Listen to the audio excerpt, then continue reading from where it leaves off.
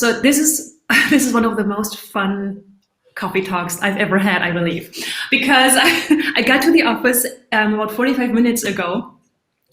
And I texted Celeste and I said, Celeste, I'm in the office, there are a couple of tech issues, but hang in there and we're going to figure it out and it's all going to be good. And she texted me back and she said, oh, are we meeting until 2.5 hours from now? I'm still in bed. I'm like, no, we're meeting in 28 minutes. And she's like, let me get up and get ready. And she did. And it was amazing because I had this little moment, okay, just breathe. It'll be fine. And here she is. I think it's 7 a.m., right, where you are? Yes, it's a few minutes after 7 a.m. in Colorado in the United States, which is where I live and work. Did Europe just have a time change? No, we didn't. You did not have a time change. We didn't. All right. And I thought that because that has happened to me before, where I think the States went back an hour and I was waiting in my meeting and no one's showing up, what's going on? But we figured it out and it's all good. And you're here. I'm really, really happy that you're here because today we're going to talk about branding and we're going to talk about how to create a captivating brand voice. And I love everything that has to do with voice and speaking. And in a way, branding is just a different way of expressing yourself and expressing who you are. So before we dive in, why don't you tell us, who are you? What's your story in a nutshell? Britta, thank you for having me as a guest into your conversations and coffee chat this morning. So for those of you that are meeting me for the very first time, my name is Celeste and I am a brand experience designer and also a brand strategist. I am a 20-year veteran of the design industry in general. And I came into brand strategy very organically, and a lot of it was just through helping my clients to get really good results in the different sales assets that they were creating. It really was just a natural extension of design and design thinking. And I think that it's work that I just really love because I think that it's just one of the places inside of a person's business where they have an opportunity to make decisions about how to serve their audience and buyers, and also how to create really business design for themselves. And at the intersection of the two are where the business owner gets to make decisions that can really accelerate their path towards having the business that they really, really want.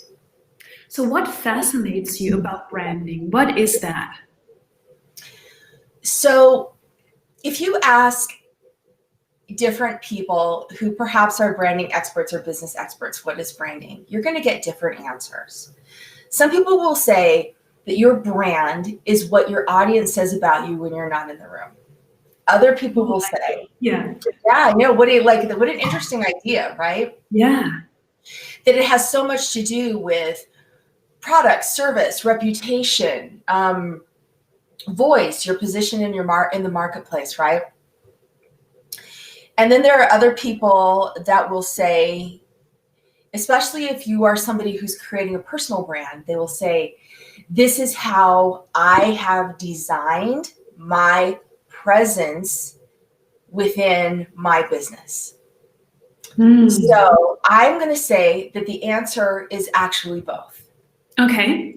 It is both. It is both how your audience sees you, hears you, and understands you. And it's also the presence that you're choosing to design. And so for the word branding is used broadly across different industries. So for product sellers like Coca-Cola, their branding is their signature red color, the logo that we've known for century or decades that has evolved over time. And also the jingles that they create in their commercials and what they sell, which is not actually caramel colored sugar water. It's, according to them, happiness. Absolutely. right? So Absolutely. exactly. And so, Yeah.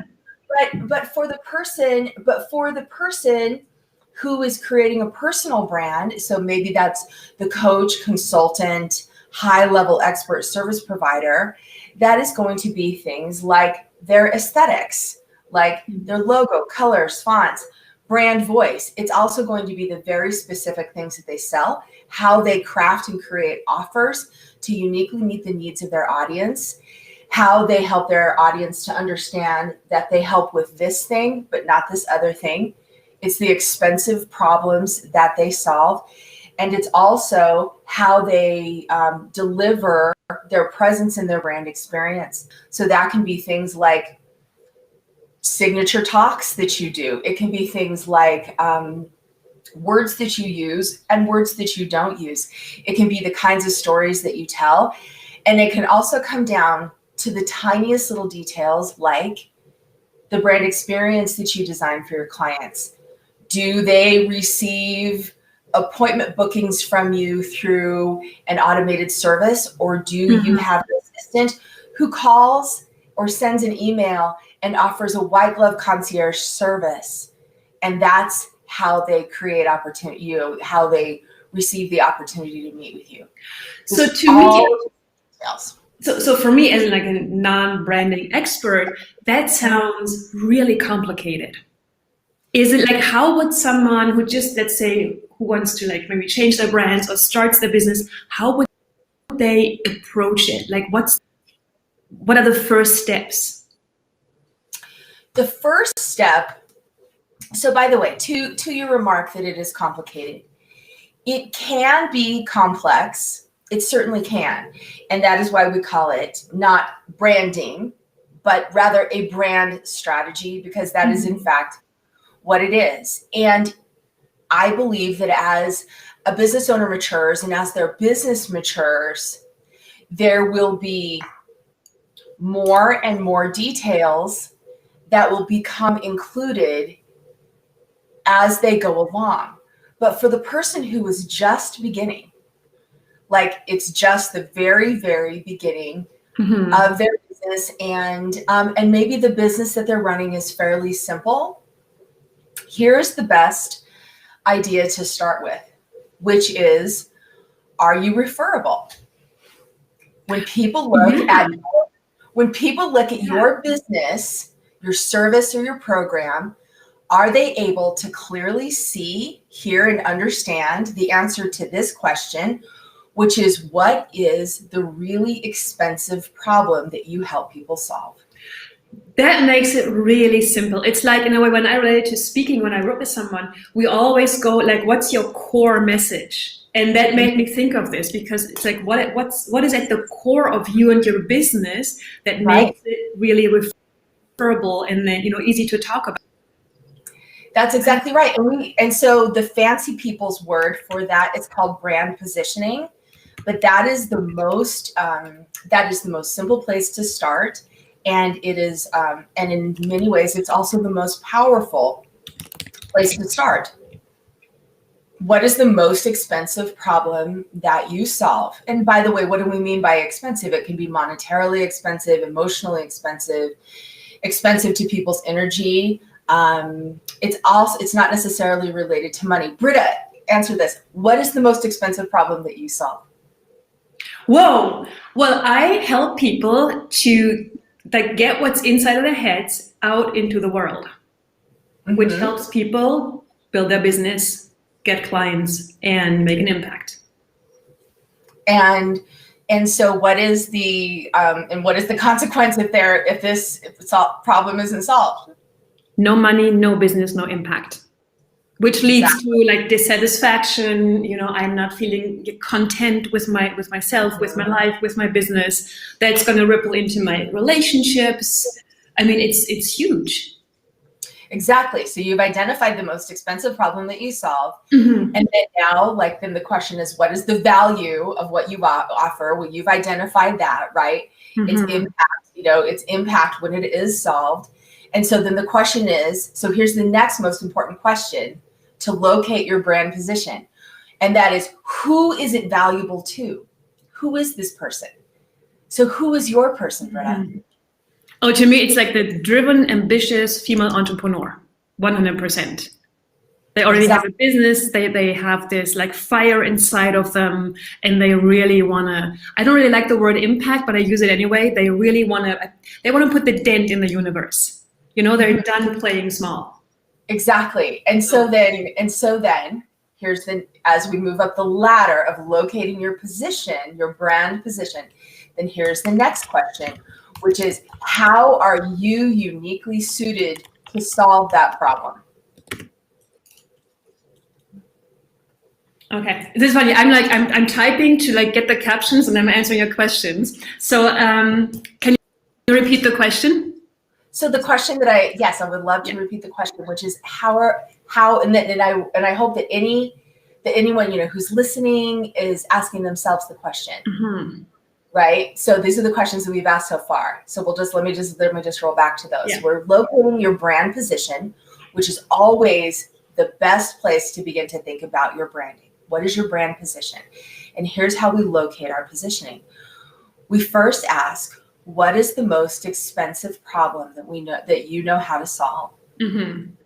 The next is, what's the value of what you offer? Meaning, how will it change someone's life or business if that problem is in fact solved?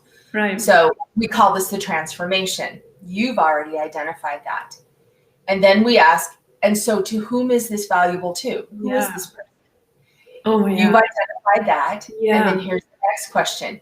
How are you uniquely suited to solve this problem? So as you think about that, let me kind of give some identifiers with that. If we ask, how am I uniquely suited to solve this problem? Here's some things to consider. What are the ingredients that perhaps make you unique? Mm-hmm. We need to resist the urge to list a dozen reasons and a dozen qualifications. Mm-hmm. Yeah. What we're actually looking for is this peeling away of the layers of things that we think we have to add on in order to make ourselves valuable or to make what we offer valuable. It's like, can you name the one thing, or maybe two, that are the most valuable, that is your seat of power? It could be your ability to listen. It could be your ability to discern.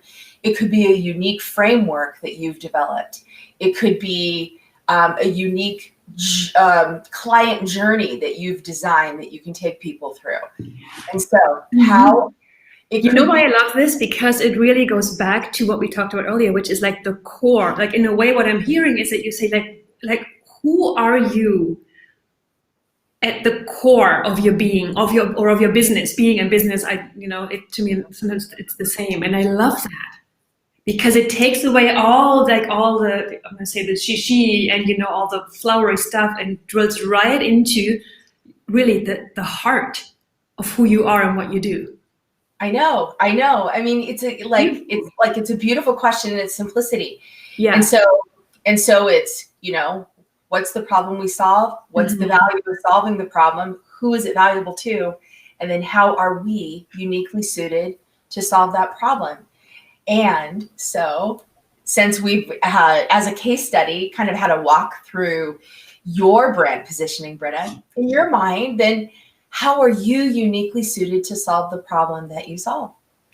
Well, to me, it's three things. It's playfulness, simplicity, and my framework. Mm-hmm. Yeah. So, and guys, this is all unscripted, by the way. I did not know I was going to get a relationship coaching here. It's so true. It's so true. It's so true. I sent Britta a short note set, and what we're having a conversation about isn't in it. But I'm so glad that we do get to talk about it, because I sincerely believe that branding can be as you mentioned, it can be a very complex system. Mm-hmm. And sometimes it is, but not all at the same moment. There are moments in the development of your business that you are thinking about the aesthetics of your presence. There's other times that you're thinking about, how do I write? what are words that we say? What are words that we don't say? We're going to talk about that in a minute. You know, do we use cuss words? For some people, cuss words are like swearing is part of their branding. Yeah. I don't even have an opinion about whether or not that is a good idea or a bad idea. I think it depends upon who you're talking to. Yes. And your own personality. As we develop our businesses, we begin to make decisions about how do we present? What's the persona that we embody? Yeah. Does that make sense? I mean, you know, do I wear makeup? Do I not wear makeup? You know, I remember when I started my business, I was working, 20 years ago, and she said to me, Brenda, you have to wear a business suit and you have to wear high heels. And she said, your lipstick, you have to wear a watch, and your lipstick has to match like a little, how do you call these little kind of things that come out of your pocket of your blazer? Right. Like whatever, there's a name for it. I'm like, that's like not me at all. Like I trip in high heels, and the business suit is just the last thing I would wear. It's like, you have to do it. And I felt so uncomfortable. You know, and that ties into what you just said. I mean, again, who are you? And I totally interrupted you. Sorry. You're fine. I mean, you were being advised to embody a persona that was not an authentic persona for you. Yeah. Right? Yeah. So I think, you know, everyone has a persona, and everyone in many ways has archetypes that they perhaps embody. And we can switch those as we move through the tasks of our business. We can switch those on and off as we change the ways that we're engaging with, with people in our business. Like, for example, like the moments where we're playful might be a little different than the moments where we are very focused, present in the role of teacher. Other times where perhaps if we're leading our team, where our presence is one of, maybe it's very simple. Maybe it's just leader or it's CEO. You know what I'm saying? Yeah. So sometimes our branding is internal, meaning it is inside of our organization.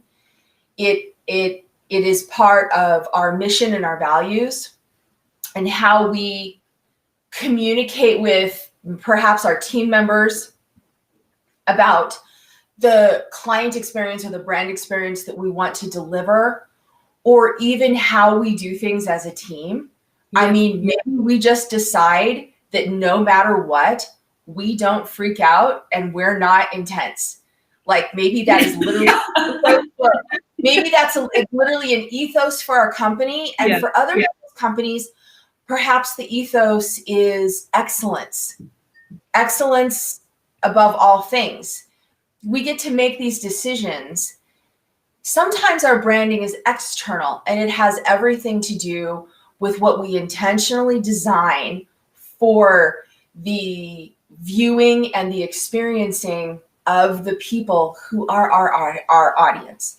So branding is both internal and external.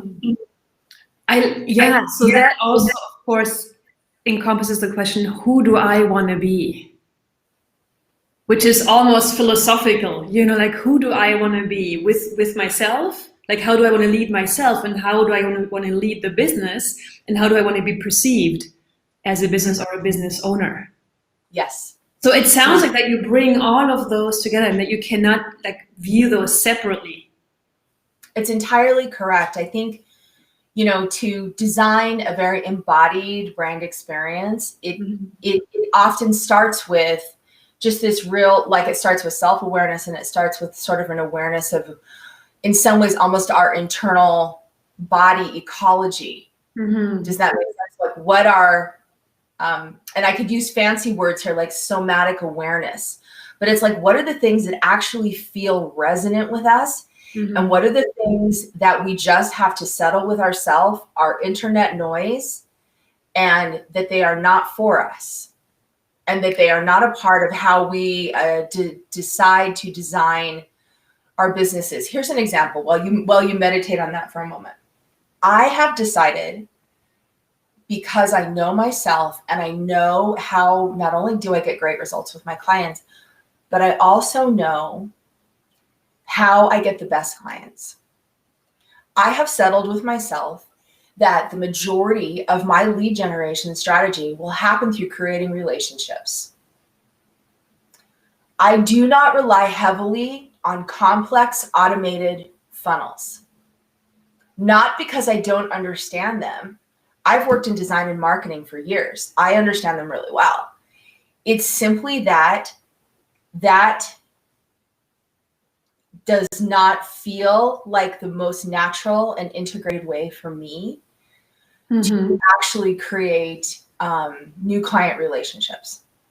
Now, that doesn't mean that there won't come a point in the future where if I am offering something that's maybe more of a product, so if I have a course that I want to sell and it doesn't maybe have a lot of one-on-one that goes with it, like a one-on-one interaction that goes with it, and I want to sell it in a way that is much more evergreen and much more to a broad and vast audience, and it's a product that's suited to that. It doesn't mean that at some point in the future that I won't necessarily leverage like automated funnels, but I know that based on what I offer now and the kind of engagement that I like to create, that I choose to create a highly relational and relation-based lead generation strategy. This is actually a part of my branding. It's part of the brand that I'm building. And it's part of intentional decision-making that comes from self-awareness. It's funny that you say that because I'm taking notes as you speak, and I put down, so in a way, branding is about focus and decision-making and knowing yourself. Mm-hmm. So I would say that, self-knowledge. Yeah. And also I would say like the acceptance of what comes through self-knowledge. Does that make sense? It's like, It's like, here's an example. Our reels, I mean, these are funny things that we sometimes say. I know. At the present moment in September of 2021, right now in September of 2021, it is known by those who are building businesses in the online space that currently the Instagram algorithm favors reels. Yes. Okay. That's just a piece of information. It's just information. What I'm 100% sure about is that within 24 months, the Instagram algorithm will favor something else, and it's likely an offering within the Instagram brand that hasn't even been brought to the marketplace yet. Right. Okay.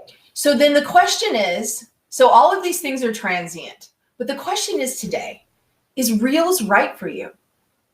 Is it? Yeah. For some people, it is the perfect. Yes. It's the perfect medium of expression. It's perfect for their message, and the message is actually strengthened by the medium that they're using. Reels is so good for them. And for other people, they feel like Reels is not even aligned with their sensibilities. So then what do you do? This is such a big question. Yes. And like, now that you talk about Reels, I can so relate to that because of course I know everyone's doing Reels and I just can't get myself to do them. I tried it once, it took me forever. And I'm like, I don't know. It just doesn't, what you say, it doesn't feel aligned. Exactly. So, I mean, then you ask yourself the question, is the learning curve a good use of your time? Yeah, exactly. Is the learning curve associated with it a good use of your time? Is there a way to shorten that learning curve? Are you interested in shortening the learning curve? Is this something that, and here's the most, I think an equally important question is, does it serve the people that you're here to serve? Does it serve the people? Yeah. Does it actually is it actually supportive of you solving that most expensive problem that you solve? Yeah. And maybe it is. Yeah. And then maybe it is not at all. And so then sometimes questions about, do I belong here or do I not?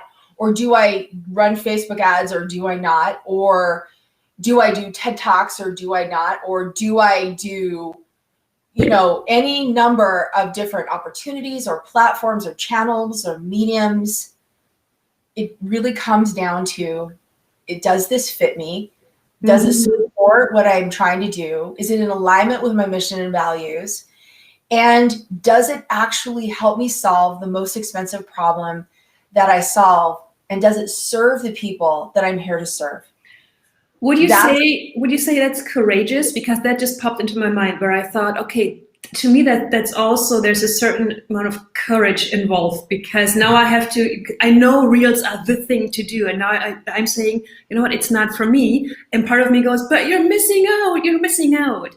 So saying no takes courage at times. I think so. I mean, and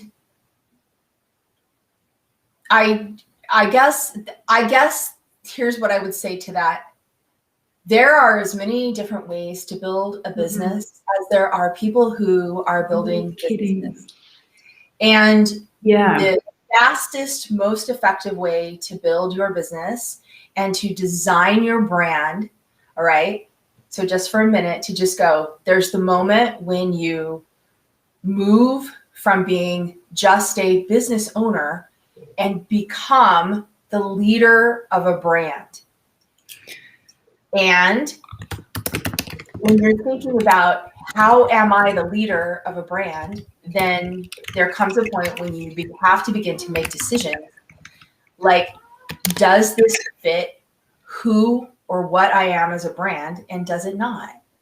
And then there can be an essentialism and a simplicity in that. Just the acceptance. Just the acceptance of beautiful. It's really beautiful. And, no one decision in how you are designing your brand or your brand experience is going to make or break your business. And I think that's important to say, because yes, I mean, I can just speak for myself, like, especially like when I started, there was all this, I had this thought of, there must be one right way to do business. And if I get that wrong, then I'm doomed forever. But I think, things change and they shift and they evolve, and you try things out, they don't work. And there's a great freedom in that, in a way. There is so much freedom in that. And I think that it's important to know, like, especially when you are in more of the beginning stages of business. And let me say this, I mean, I think that can mean a lot of things. It doesn't necessarily mean, a certain number of years. I mean, there are some people who can be in business for 7 years and still be in the beginning stages of business. And then there are other people who 24 months in are really no longer in the beginning stages of business. So I think that the awareness of, like, am I in the beginning stages of business, or am I now a more of a mature business owner? I think that there's probably an internal metric for that. And I'm not going to take the time to necessarily define it. But I guess what I'm really trying to say is that when you are in the beginning stages of business, you will understandably be influenced tremendously by the things that you see other business owners do, by you're probably deep in education about business. Maybe you're hiring business coaches, you're hiring different strategists, you're probably consuming a lot of free content, and you're probably doing like everything that you can to grow your business and to become more literate, more educated, more fluent in the vast skill set and toolbox that we accumulate as business owners if we want to run a successful business. You can then be highly susceptible to the influence of other people who say, here's what you need to do. But you need to remember that people teach from two points of view. They either teach from the point of view of true expertise because they've done something where they've helped multiple other business owners. And so they now have seen the thing that they are advising on, and they've seen 100 different examples of it, and they know they know the variances that can happen between them, between different business owners. Or people are teaching what worked for them. And you have to know the difference. Mm-hmm. And if you don't know, just ask the question or listen really closely. There are a lot of people who are teaching things and, creating courses or programs or different kinds of offerings, or they're showing up in the marketplace and they're saying, well, this is what you have to do. But it might just be that that's what they did. And they may have been wildly successful. So I'm in no way invalidating, the truth of their success. And it still might not be right for you. And it still might not be right for your audience. And it still might not be right for your people and those people that you serve. And it still might not be in alignment with the most expensive problem that you know how to solve and the solutions to that you are selling. Which is beautiful, because it like, to me, it sounds like it all comes back to know yourself and who you want to be. And then how do you express that in your business, in your life, in your offers, in, whatever you do. Entirely. So the business is not like, it's nothing it's kind of like it's part of me. It's nothing that's separate from me. Mm-hmm. Which is in a way you say embody your brand. That's beautiful. And I mean, and here's yes to all of that, Britta. And you, as a case study, you are Seeger-Wenske and you sell Seeger-Wenske. Yeah. And that's who and what you are in the marketplace. You have a personal brand. Right. It is the case that so often. So here's just a cute little trip. Here's just a cute little trip into history, I think. Especially in the United States, all right, there's this mystical place. It's a mythical place called Madison Avenue, where all of the big advertising agencies existed, all right, in the 1950s and 60s. And even before then. And on Madison Avenue, some of the most brilliant marketing campaigns were conceived and advertising campaigns. And from them grew almost like a body of thought leadership that still influences what we think about marketing and branding today. Though that thought leadership, or in many ways you could say the systems, the art and science that was developed in the United States in the 1950s and 60s and even earlier, was around product advertising. It was around selling cans of beans to housewives. It was around how to sell some of the new products that were coming into the market, like even feminine hygiene products. It was about how to sell shampoo. It was about how to sell Coca-Cola. It was about all of these things around product marketing. Those concepts around branding and marketing and how to approach, marketing en masse, and the marketing of products, created a system that people will now actually talk about as if that system is still a relevant system. So many of the things that you will hear about branding and marketing were actually born on those streets called Madison Avenue, with those products, with those professionals, those thinkers during that time in that era. So what has unfortunately happened is there's this body of knowledge that it's not irrelevant. It's simply that people are now trying to take this body of knowledge and they're trying to almost retrofit it to fit industries that now exist only in the online space, that actually sell intellectual property, thought leadership, and experiences. So that's your business. In some ways, that's my business. And trying to retrofit this system into an industry that actually in many ways has its own rules. It has its own philosophy and its own governance. And so I think that there are a lot of people out there, trying to have conversations about branding, or just even trying to understand branding. And part of why it can be so abstract is literally because of the fact that we're almost trying to use tools in a toolbox that actually were not invented for this time in history, for these industries, and for these audiences, and for this kind of work. That makes so much sense. And in a way, change happens so slowly, right? I mean, I think that's the case almost everywhere, but that sounds incredible. Oh my goodness. I know, it's something to think about, right? It totally, like, my jaw is like, what? So, I mean, wow, we could talk for hours. So, but I want to wrap it up, but I want to know, like, how do people find you? Because what you do is so valuable and it's so unique. Like, how do people find you? So thank you for asking about that, Britta. So when people work with me, they work with me one of two ways, and that is either one-on-one. Mm-hmm. And if someone is curious, I am going to, in a moment here when we're wrapping up, I will just simply drop a link that is just a link to have a conversation with me. Beautiful. And it's simple like that. Or they can hop into DMs. Okay. And then in addition to that, I'm actually going to be teaching a pretty low cost class coming up in the next couple of weeks where I'm going to be helping people to really unfold what is their positioning. Oh, that's, so that's wow. Who you are, what are you selling, what's that expensive problem, how are you selling it? And of course, positioning is everything, because positioning can impact your profit almost more than anything else that you can do.